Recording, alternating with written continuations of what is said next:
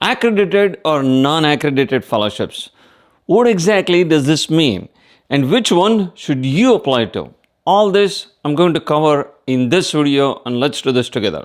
An accredited fellowship in the USA is accredited by an organization called ACGMA. While in Canada, the same concept is done by the Royal College of Physicians and Surgeons of Canada.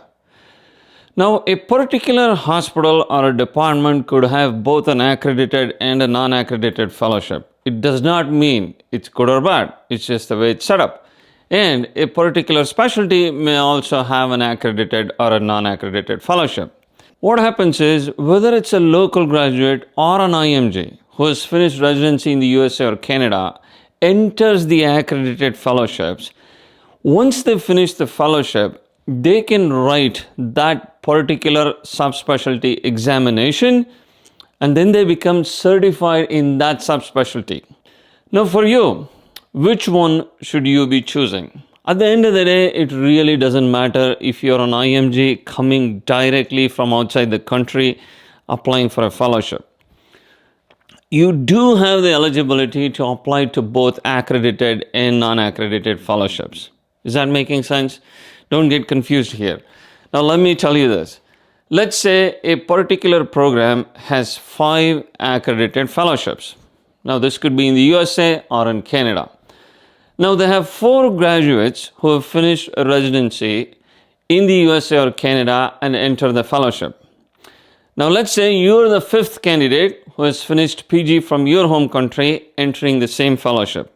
Now there are 5 candidates in that accredited fellowship.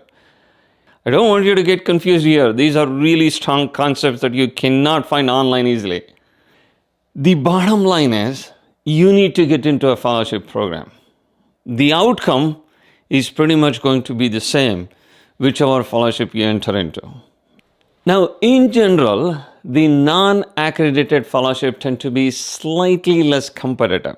This really depends on one's interest, and you could also see a lot of local graduates trying to do non-accredited fellowships. For most medical fellowships, you could actually start with accredited fellowships or non-accredited fellowships. But again, remember, every year, some specialties might be less competitive, another specialty might be more competitive. So when people do one-on-one conversation with me, I always tell them this is more like a stock market.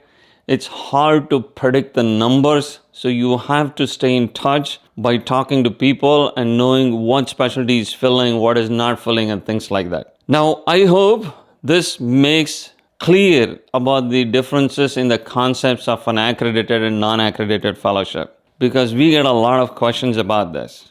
Any questions, you do post in the comments below. Take care, stay safe, and I'll see you in the next video.